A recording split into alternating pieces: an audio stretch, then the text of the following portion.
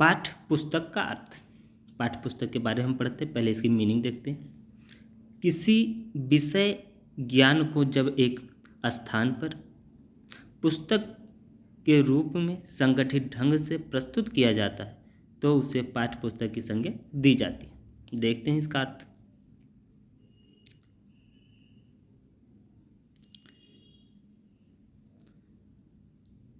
हैरोलियर महोदय क्या कहते हैं? पाठ्य पुस्तक ज्ञान, आदतों, भावनाओं, क्रियाओं व प्रवृत्तियों का संपूर्ण योग है। हॉल महोदय क्या कहते हैं? पाठ्य पुस्तक शिक्षण अभिप्रायों के लिए व्यवस्थित प्रजातीय चिंतन का एक अभिलेख है। लेंज क्या कहते हैं? यह अध्ययन क्षेत्र की किसी शाखा की एक प्रमाणित पुस्तक होती है। ये आपकी 2-3 डिफिनेशन हो गई। अब देख लेते हैं आवश्यकता और महत्व। पाठ्य पुस्तक की आवश्यकता महत्व निम्नलिखित चीज से हम देख लेते हैं। पहला पॉइंट क्या है? पाठ्य पुस्तकों में निर्धारित पाठ्यक्रम के अनुसार विषय का संगठन ज्ञान एक स्थान पर मिल जाता है। जो हमारी पाठ्य पुस्तकें हैं वो पाठ्यक्रम पर आधारित होती है। पाठ्यक्रम का जो सारा ज्ञान हमें पाठ्य पुस्तक से आसानी से मिल जाता है। पाठ्य पुस्तकों शिक्षक व छात्रों के मार्गदर्शन का काम करती है। ये विद्यार्थियों के लिए भी मार्गदर्शन का काम करती हैं, अपना नॉलेज बढ़ाने के लिए और छात्रों के लिए और काम करती हैं। शिक्षक को क्या पढ़ाना है, कैसे पढ़ाना है, उसकी टाइम, उसकी नोट्स बनाने के लिए भी काम करती है और विद्यार्थियों के लिए भी ये बहुत अच्छा काम करती है। पाठ्य पुस्तकों के द्वारा छात्रों एवं शिक्षकों को यह जानकारी मिलती है कि किसी कक्षा स्तर के लिए कितनी विषय वस्तु का अध्यापन करना है। नंबर 4 पॉइंट देख लेते हैं। इसके द्वारा छात्र एवं शिक्षकों के समय की बचत होती है। अब यदि पाठ्यक्रम हमें देखना है तो हम इधर से उधर से ढूंढने में हमें वक्त लगे, मगर पाठ्य पुस्तक है तो हमें एक ही स्थान पे सारा विषय वस्तु मिल जाएगी। नहीं तो हमें इधर उधर भटकना पड़ेगा, कहीं इनसे पूछना पड़ेगा, कहीं उनसे पूछना पड़ेगा। 5वां पॉइंट देख लेते हैं। छात्रों का मानसिक स्तर इतना ऊंचा नहीं होता कि वह विद्यालय में पढ़ाई गई विषय वस्तु को एक ही बार में आत्मसात करना। जो शिक्षक पढ़ा रहा है वो सारी चीज़ें एक साथ विद्यार्थी ग्रहण नहीं कर सकता है। काफ़ी पॉइंट छूट जाते, कुछ चीज़ें नहीं समझ में आती है। विषय वस्तु को कई बार पढ़ना एवं दोहराना पड़ता है, इसलिए पाठ्य पुस्तकों को कई बार पढ़ेंगे तभी तो चीज़ें समझ में आएंगी। तो इसके लिए पाठ्य पुस्तकों की आवश्यकता होती है। योग्य शिक्षकों को ज्ञान भी अव्यवस्थित होता है, अतः उसे व्यवस्थित करने में पाठ्य पुस्तक सहायता करती है। इसी प्रकार छात्रों में अपूर्ण ज्ञान को परिवर्धित एवं पूर्णता प्रदान करने में सहायता करता है। पाठ्य पुस्तकों के माध्यम से स्वाध्याय, सबसे महत्वपूर्ण चीज़ है, स्वाध्याय के काम आती है। पाठ्य पुस्तक के आधार कक्षा कार्य मूल्यांकन संभव होता है। पाठ्य पुस्तक के आधार पर राज्य के प्रत्येक कक्षा के निश्चित पाठ्य वस्तु का अध्यापन संभव होता है। मूल्यांकन सामूहिक रूप से किया जा सकता है। अगला पॉइंट देख लेते हैं। पाठ्य पुस्तक छात्रों को विषय वस्तु को संकलित करने में सहायता प्रदान करती है। इसके माध्यम से छात्रों की स्मरण एवं तर्क शक्ति का विकास होता है। पाठ्य पुस्तकें मंद बुद्धि तथा प्रतिभाशाली दोनों प्रकार के बालकों के लिए उपयोगी होता है। प्रतिभाशाली बालक है तो उसके लिए भी उपयोगी है, और यदि माना कोई कम समझदार है, उसकी IQ लेवल कम है, तो उसके लिए भी उपयोगी होता है। यह परीक्षा के समय छात्रों की सहायता करता है, नोट्स बनाने में सहायता करता है, हेल्प करता है, डायग्राम देता है, बहुत सारी चीज़ें इससे होती है।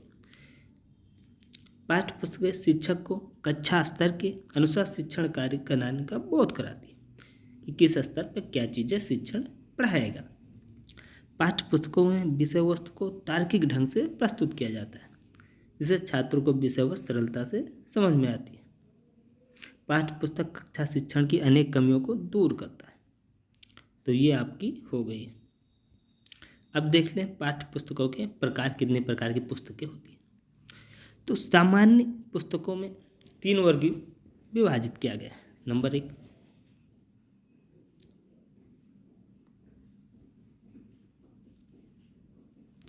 सामान्य पाठ्य पुस्तकें।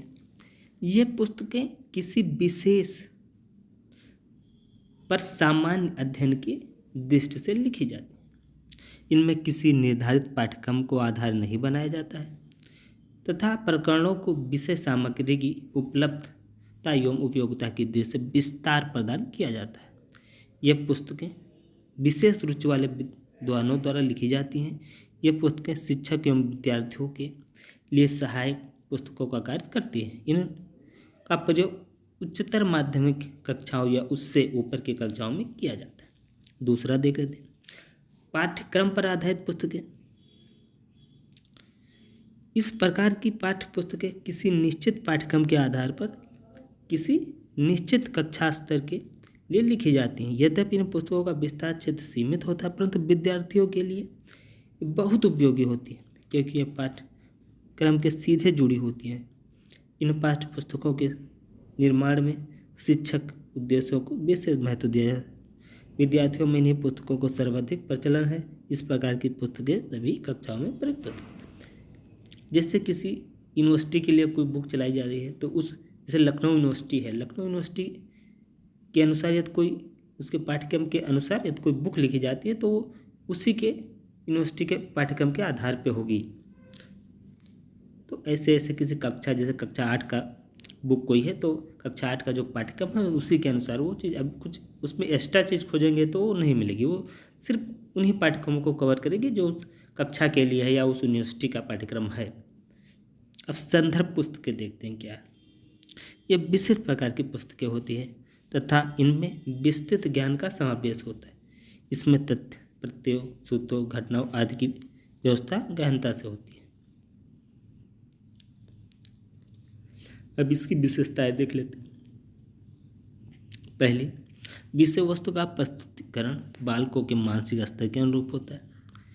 विषय वस्तु का संगठन तार्किक एवं मनोवैज्ञानिक स्तर पर होता है। व्याख्या, स्पष्टीकरण, उदाहरणों आदि की सहायता से विषय वस्तु का सरलीकरण होता है। भाषा शैली सरल होती है, स्पष्ट होती है, मौलिकता एवं प्रभावशील होती है। नंबर 5 देखते हैं, विद्यार्थियों में स्वयं पढ़ने की रुचि विकसित करने इसकी क्षमता होती है। अन्य लेखकों, नंबर 6 पॉइंट देखते हैं, अन्य लेखकों विद्वानों के संदर्भ स्पष्ट, विश्वसनीय एवं वैध हो। मुखपृष्ठ सचित्र, आकर्षण एवं सहोद्देश्य हो। मुद्रण स्वच्छ हो, शुद्ध एवं स्पष्ट। विशेषताएं हैं इसकी। आकार सुविधाजनक हो, ये नहीं बहुत आकार की पुस्तक है, यदि हमें कैरी करनी है तो नहीं ले जा सकते, या बहुत छोटी हो जो जल्दी गायब हो जाए, मिले ही ना, तो उसका आकार भी मध्यम होना चाहिए। अध्यायों के आकार बालकों के स्तर एवं क्षमता के अनुरूप हो। अब ये नहीं बहुत बड़ा बड़ा आकार है किसी अध्याय तो नीरसता फील होती है, या बहुत छोटा छोटा अध्याय हो वो भी सही नहीं।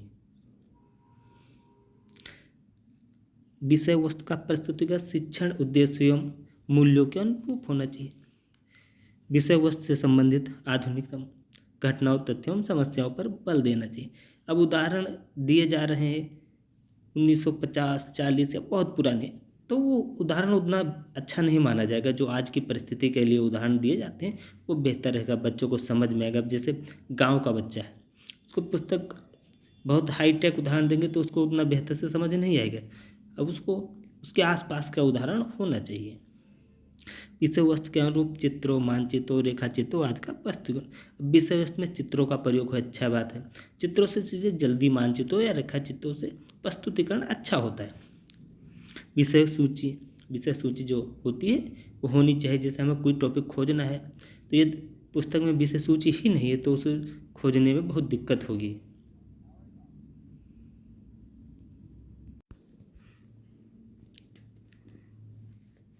शब्दावली भी होनी चाहिए, संदर्भ ग्रंथ सूची होने, ये सारी चीज़ें होनी चाहिए। चिंतन एवं नवीन विचारों का प्रस्तुतिकरण होना चाहिए। विषय वस्तु से किसी की भी भावनाओं को आहत न पहुँचे, अर्थात धर्मनिरपेक्ष भावनाओं पर ध्यान दें। किसी धर्म विशेष को टारगेट करती ना हो, या किसी देवी देवता या किसी और चीज़ का मतलब अपमान करने वाली बातें उसमें नहीं होनी चाहिए। अध्याय के अंत में विद्यार्थियों द्वारा स्वतः मूल्यांकन के लिए अभ्यास प्रश्न जरूरी हैं, क्योंकि बच्चे ने क्या पढ़ा, क्या अध्ययन किया, उस चीज़ के लिए अभ्यास प्रश्न पुस्तक के लास्ट में या चैप्टर के लास्ट में होनी चाहिए। तो ये चीज़ें आपकी हो गई। पाठ्य पुस्तक क्या होती है, उसकी परिभाषाएं क्या हैं, महत्वपूर्ण परिभाषाएं क्या हैं, पाठ्य पुस्तकों के प्रकार क्या हैं, 3 प्रकार आपने देख लिया, और एक अच्छी पाठ्य पुस्तक की क्या विशेषताएं हैं, इसको आपने 17 पॉइंटों में देख लिया। तो ये आपका हो गया, पूरा का पूरा आपने पाठ्य पुस्तक कंप्लीट कर लिया।